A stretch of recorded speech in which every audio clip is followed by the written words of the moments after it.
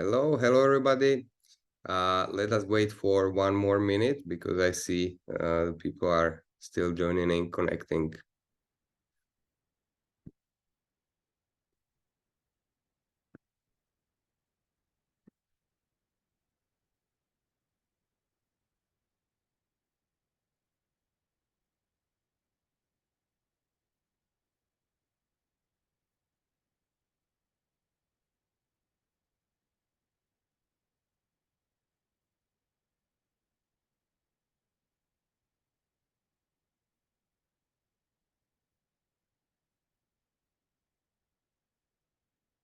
Okay, I believe we can start. Oh, hello everyone. Welcome to today's webinar. My name is Roman Shevets. I am the head of marketing at GraphAware, and I'll be your host for today. So today we will explore graph-based intelligence analysis, and we will explore how it can enhance the capabilities of law enforcement and intelligence agencies while countering the terrorist threat. We will start with a quick introduction into the graph-based analysis and explore how it compares to traditional link analysis based on tabular tools. Then we will follow with the live demonstration using GraphAware Hume solution to uncover a sleeper cell, terrorist sleeper cell, using OSINT, phone forensics, and some government-based data. Before we start, a little bit of housekeeping. So the webinar will be divided in two parts. There will be a presentation demonstration in the first part, and then we will follow up with the Q&A session. We will be keeping Q&A until we answer all of your questions. You are more than welcome to take active part in this webinar by asking questions. You please do use the Q&A functionality of the Zoom. You will find this icon on the bottom or on in the Zoom panel of your screen. The webinar is being recorded, so you don't need to take notes. If there is something you would like to discuss with us further, please don't hesitate to contact us at sales@graphaware.com. Now, let me introduce the panelists for today. So here with us, Petr Matuska, Sales and Sales Engineering Lead of GraphAware, and Julian Tymisky, our domain expert with first-hand experience in counter-terrorism investigation. Peter, please go ahead.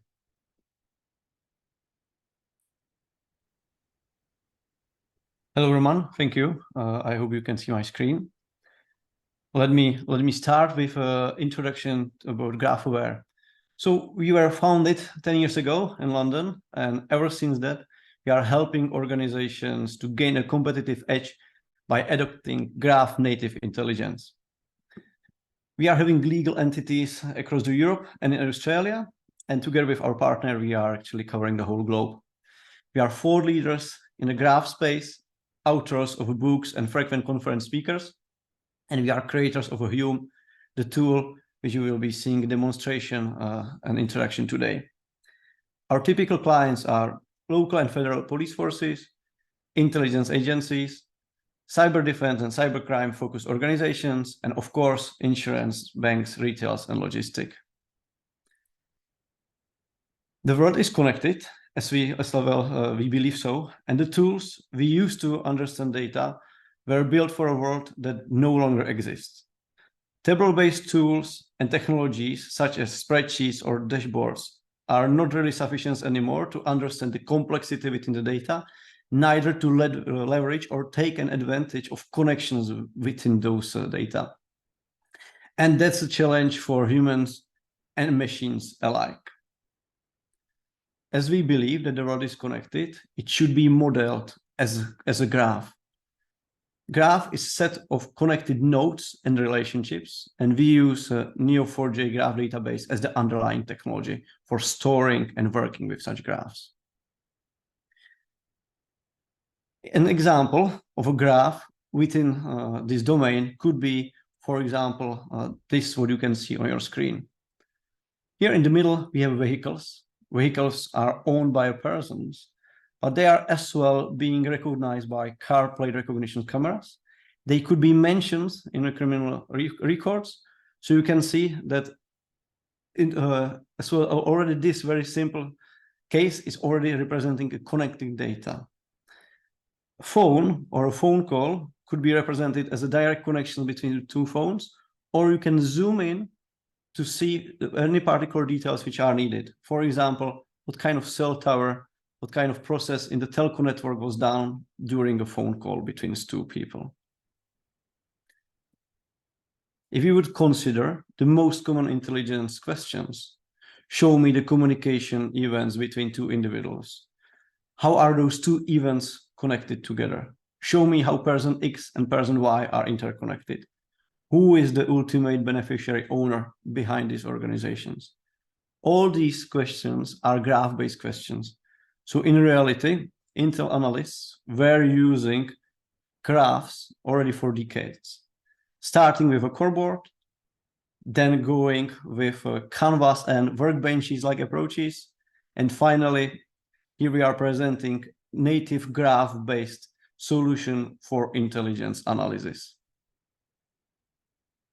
That's why we are introducing Hume as it's a tool for mission-critical graph analytics, which brings a single view of intelligence and the power of Neo4j into the hands of the end user, into the hands of intelligence analysts.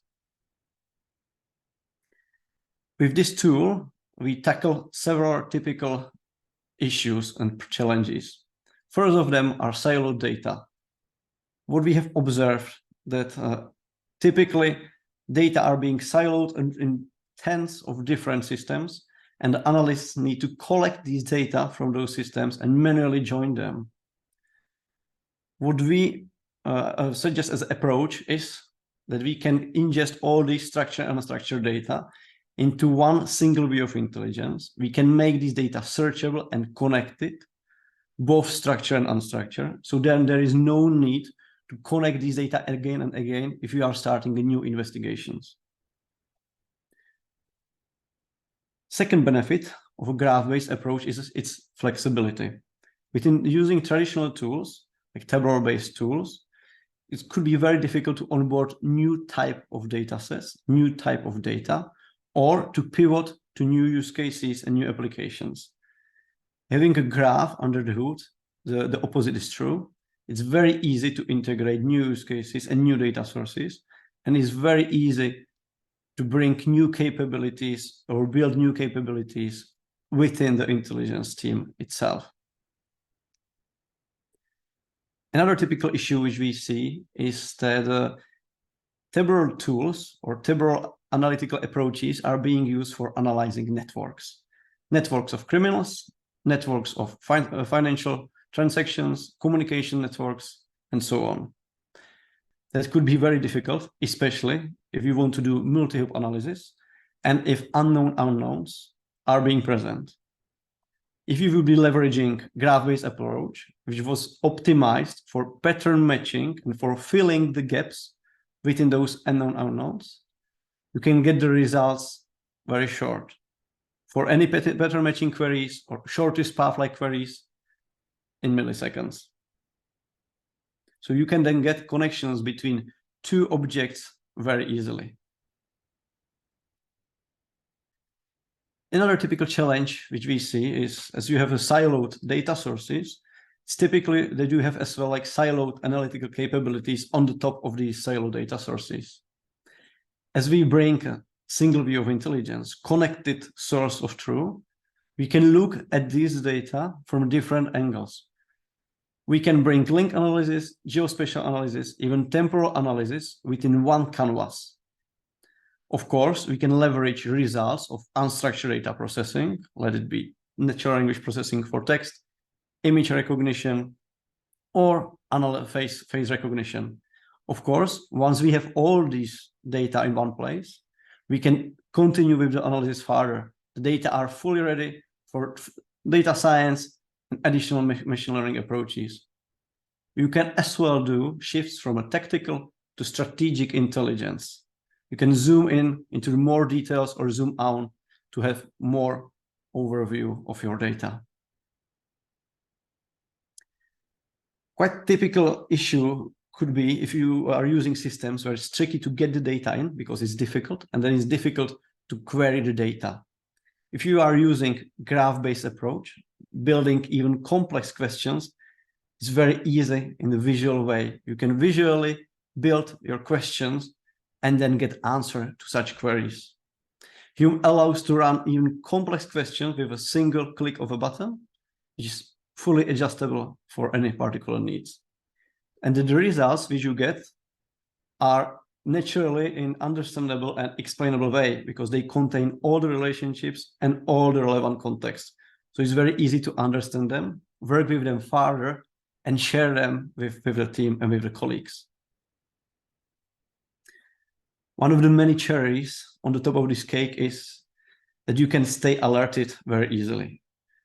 We can be monitoring the changes within the graph, either emerging patterns or disappearing complex patterns from the network, and we can alert the analyst automatically. So, for example, if there would be an emerging pattern that one of the extremists, which is a person of your interest, is starting to building its network, starting to reach more people, you can be easily alerted on this. So as we are embracing connected data, and as our technology treats data as a connected network, we are bringing single view of intelligence on the top of previously dispersed and siloed data sets, which is being pre-connected for further intelligence analysis. It allows rapid capability development to be very flexible to accommodate new needs and new use cases, which are ever coming. And of course, it's connected with a deeper intelligence analytical capabilities and with productivity and collaboration. It will be shown lively now with Julian demo. Thank you. Hello, good afternoon. And I'm Julian Tymiski, a intelligence analyst and consultant for GraphAware. And today I'm going to show you a short demo about Adrien Lemon, a French national radicalized in Paris. I would like to start by saying that all the data here is fictional and was solely created to display Hume's abilities, and we can start our investigation.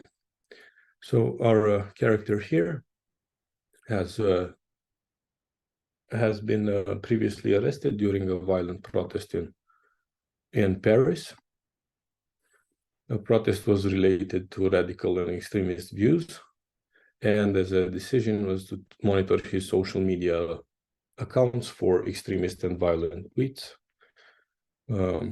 We can explore those tweets, and based on that exploration, we can identify what type of tweets generated this particular investigation.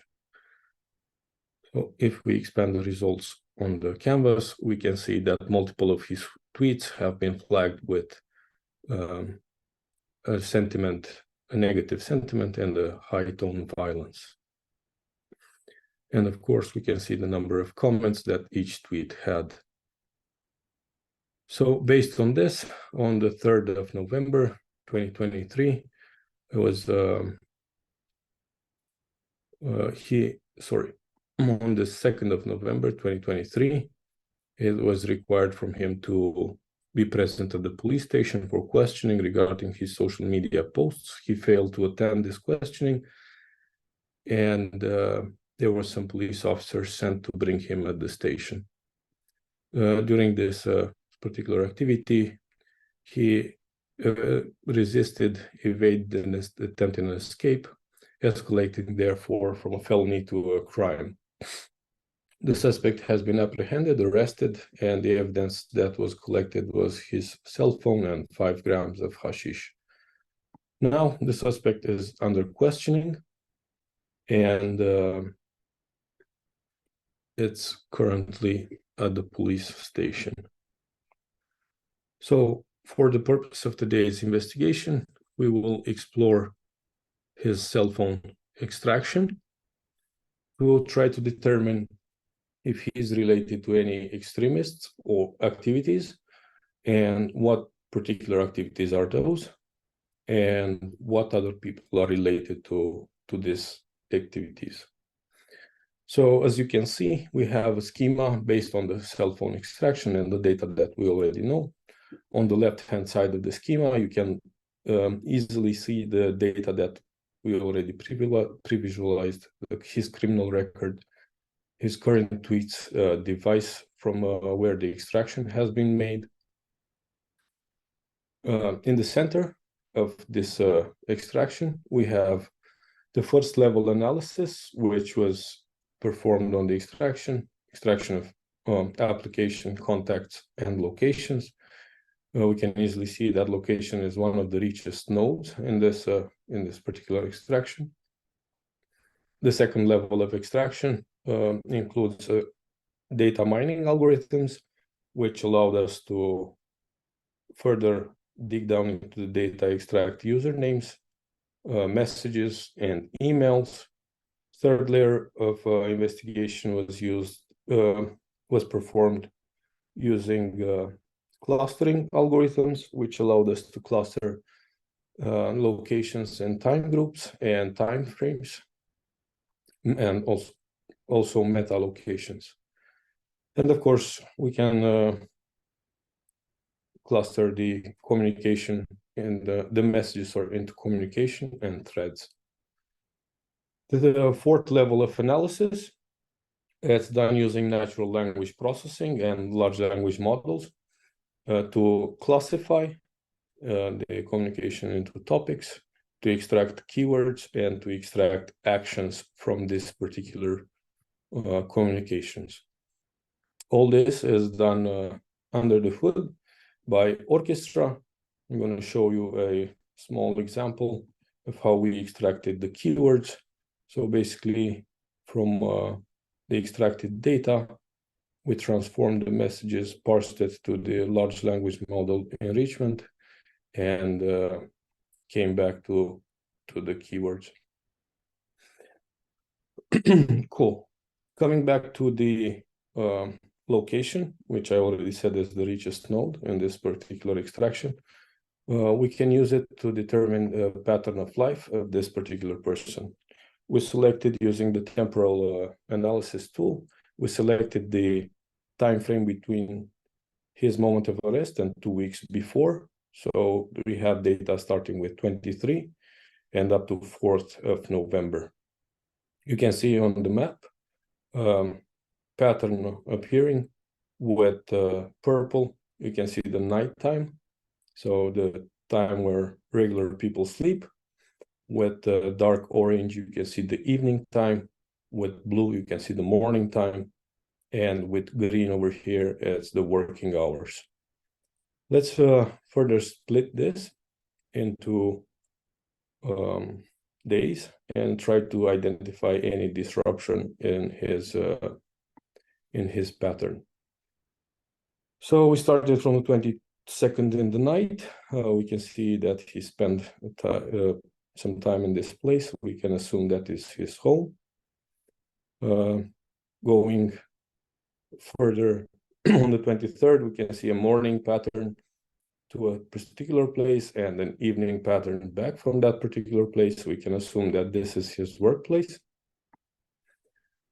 Going on, we don't see any irregularities in his pattern. On the 26th, we can see that before going home, he went to a particular location that was previously clustered, and using some actions, which are basically advanced query at a single click, we can traverse the data set and reveal the connection between different nodes in space and time. So we try to reveal his activity within 0.5 kilometers of this point, and we can see that he has some presence there at 1830. We can further explore this to reveal the keywords connected to this particular location. So locations and messages share the same timestamp, so this similar timestamp, which allows us to connect the extracted keywords to this particular location. So we can see a discussion between Desert Falcon, a username found in his cell phone, sent a message regarding a meeting. We can add this to the canvas and continue our exploration to identify any other irregular patterns in his pattern of life. Going further, we can see that the next day, on the 27th, he spends the night somewhere else. We can just redo the same type of analysis to reveal the activity and also reveal the keywords related to this particular location. So we can see that Adrian, which is the phone owner, sent a message to somebody regarding Ibrahim's location. Let's bring this back to the canvas as well and continue our exploration. We can see that next morning, Adrian visited another location. And if we perform the same type of investigation, we can reveal that he was talking about a meeting with some other username called Steel Veil, and also about a safe haven with a username named Desert Falcon. If you remember, we've seen this username before.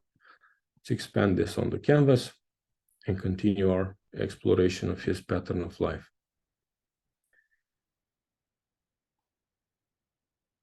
So nothing irregular until now. We can see that on the 1st of November, our little person checks the exposition park near the airport.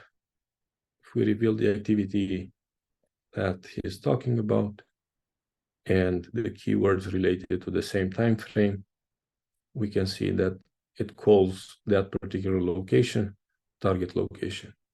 This username, this particular username, is also associated with the device in being the device owner, which means that it also belongs to our suspect.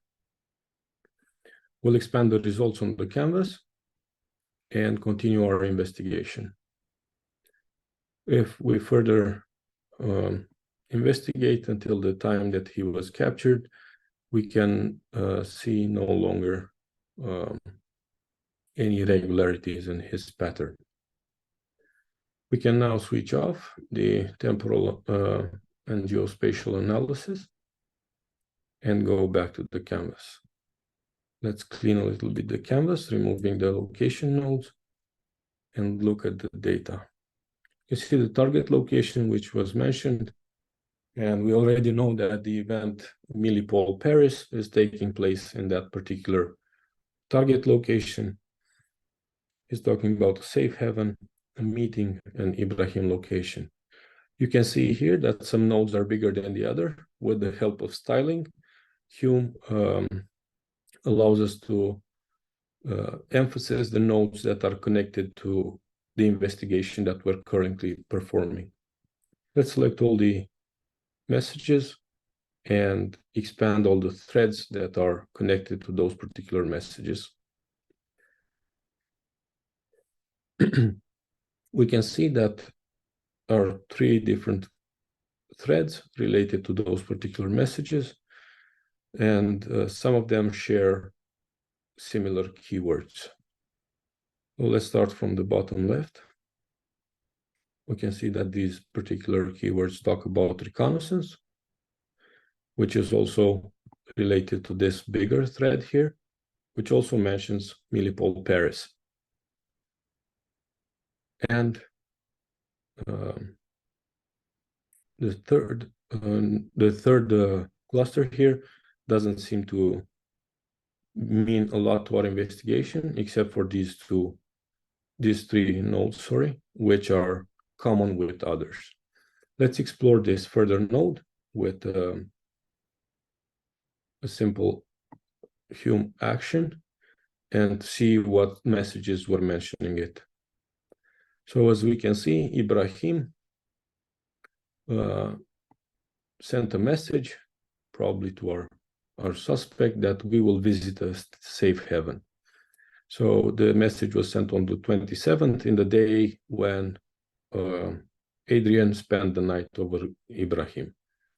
The next morning, when they explored the safe house, so the location where the safe house keyword was mentioned, he sent a message to this thread, so this big thread, saying, confirming that me and Lone Wolf, so the Desert Falcon sent that, saying that me and Lone Wolf just finished sync with the locals and ensured the safe house, which can point us to the information that Desert Falcon and Adrian's little friend Ibrahim are one and the same person, using different communication protocols. And we can create a relationship between these two, saying that it's the same person. We can review and publish our findings in the investigation. And now let's try to see what else we have extracted from this particular conversations. Let's filter out the keywords and the messages and focus on the particular usernames. As you can see, we have a very nice graph here. And if you remember, we also extracted topics where these usernames are talking about, and also actions.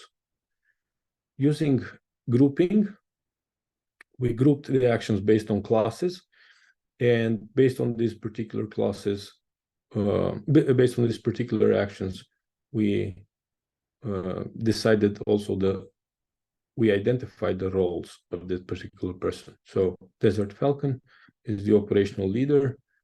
And I just want to mention that all this data has been processed by large language models and extracted automatically from these chats that were in the extraction. So we can see we have a very interesting web of characters and topics and also actions taken. Let's expand all of these and see if any of them are connected to any contacts from Ibrahim's phone. From Adrian's phone, and we can only see that Adrian himself and Ibrahim with a phone number is connected to this.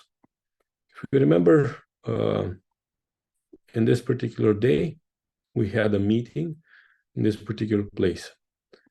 With Hume, we can integrate data from different data sources. So we rushed up and performed a request to the cell phone providers to give us all the data that they have in vicinity of this meeting.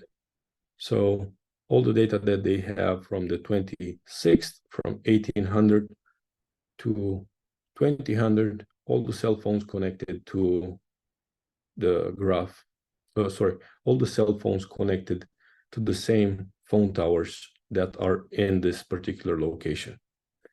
We ingested that data into Hume and cross-referenced it with the cell phone, with the contacts that are in Ibrahim's phone. We performed an advanced expand query. So the start ping is greater or equal than the start date, and the location should be in this particular place. If we generate a preview, we can see that 8 people that were connected in the same place and the same time are in Ibrahim's contact list. We expand this to the canvas, and we can see a collection of individuals that are in the same place in the same time talking about a meeting.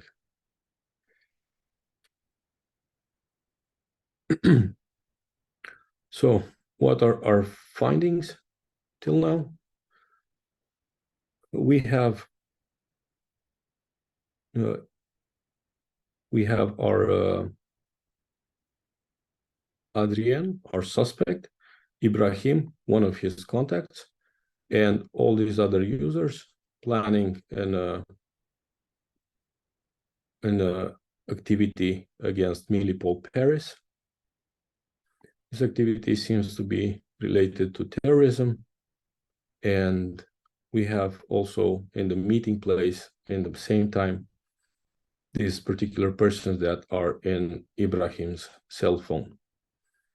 And this evidence is strong enough for us to issue for us to request a warrant to bring these persons to investigation to the station. Thank you. That concludes this part of the webinar, sorry, if you have any questions. Thank you very much, Julian. Yes, so during both the Peter's presentation and your demo, we collected several questions, and let's proceed with the Q&A. So let's start answering the questions. So I'll be trying to guess who of you will be the best to answer the question, but if you feel like you want to answer, just start talking. So the first question, what kind of data sources do you support? So maybe I will start and then Julian can add. So we do support like all relevant data sources, both structured, unstructured, whatever is needed, right? So could it be starting as easy as JSON or CSV, or we can connect to data which are stored in relation databases. We can connect to system via APIs, either to internal system within intelligence organizations, or even with some external data sources. So all potential things could be processed. As we as well do support machine learning or artificial intelligence during processing these data, for example, large language models, even mining like entities and relationships between entities from the text is rather easy. Thank you. Let's proceed with another question. Is also about the data. Hello. Is the data already connected, or is it on the user to connect it before the analysis? Julian, do you want to take it, or should I? Yeah, I can try. So the data is connected from the time of ingestion. So once the analyst gets the hold of the investigation, data is already connected. We connect the data through orchestra processes, and basically we leave for the analyst just to reveal patterns. As you can see, as you already saw during the demo, it's very easy to query the database that you have in order to reveal the answers. You don't need to connect it any further. I hope this answers your question. Thank you. Yes, so let's proceed with a question from Marco. How much artificial intelligence have you integrated in your tool so far, and how? Mm-hmm. So first, definitely during ingestions of the data, right? Could it be natural language processing, leveraging LLM, leveraging traditional machine learning techniques? Could it be leveraging outputs of the system, processing faces, processing any images, etc., etc.? And of course, then once you have the data in a connected network, then you can continue with your machine learning to get, as Julian was showing, to get the clusters, to predict links, to predict communities, right? And going further as well, leveraging potentially large language models to questioning the system and getting the answers back. So we leverage it on multiple occasions in multiple different ways. Thank you, Peter. Another question from Marco. Is your tool connected to systems such as world check or people or similar external websites or databases? So the solution is meant to be as an integration tool as well, right? So we can really connect with whatever data source is needed. And of course, then we can leverage it within the analysis further. So if a client is having access to such tools, we can leverage that for them. Thank you. Now, a question from anonymous attendee.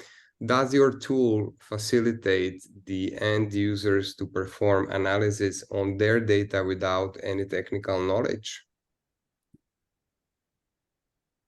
A short answer would be yes. Of course, there is some technicalities before that, but an analyst itself doesn't have to have any technical knowledge. It took me, I don't have a technical background, and I think it took me less than 2 weeks to learn to perform investigation with Hume. Thank you, Julian. Another question again from anonymous attendee. We have only questions from anonymous attendee from now on. This is about the deployment. So is this only a cloud service, or can you host Hume on your own servers? Given our typical clients, they prefer to host the solution on their servers, on their premises, and the tool is being designed and developed to be able to run on completely air-gapped environment. Okay, let's proceed with another question. Can you export the data from Hume? Yes, you can. Either of course from the visualization as like just the data which you have on the visualization in a form of nodes and relationships, or in the form of images, or of course you can send the data further for some downstream system in, let's say, in a JSON format or anything what is needed. So yes, the answer is yes. It's not in any way doing any vendor lock, or not doing in any way any locking up the data. Great, thank you. So we have 2 more questions. Let's proceed with this one. So do you support a lot of users working at the same time on the same data? Is it possible to co-work actually using Hume? Yes, it is. Some of our clients, actually, they are having like thousands of users which are leveraging Hume. So yes, basically they work on the same data, right? So both collaboration and as well like working on the same data in the same time is pretty much possible. Even, for example, as Julian was showing, the manual data entry part. So for all these cases, we have, for example, conflict detection. So yes. Yes, I noticed that one as well during Julian's demonstration. Okay, and we have the last question. So how do you find the location of the person of interest? And you mentioned that you requested data from the phone company. Yeah, so in this particular demo, I was playing the role of an intelligence analyst from the Paris police. So that's like a overview. And how do I find the location of the person? The location was extracted from the phone. So basically, whenever you use a phone, it regularly pings to the GPS and stores that location. An example is an 32 gigabytes iPhone has an image of up to 90 gigabytes after you extract the data and uncompress it. And I mentioned, yes, that I requested the data from the phone companies. So based on reasonable doubt and strong suspicions, and with the prosecutor's order, you can request the data as a police. You can request the data from phone companies to give you the list of every person in a designated time frame in a designated place. So we won't have access to everything, but you'll have access to enough data to perform your investigation. I hope this answers your question. I hope that too. That was our last question. So with this, we can conclude our webinar. We made it within 40 minutes. Amazing. Thank you very much, Julian. Thank you very much, Peter, for a presentation, demonstration, and the answers to the questions. And I wish to a pleasant day to all of our attendees. We'll be sending the recording. Have a nice day. Thank you.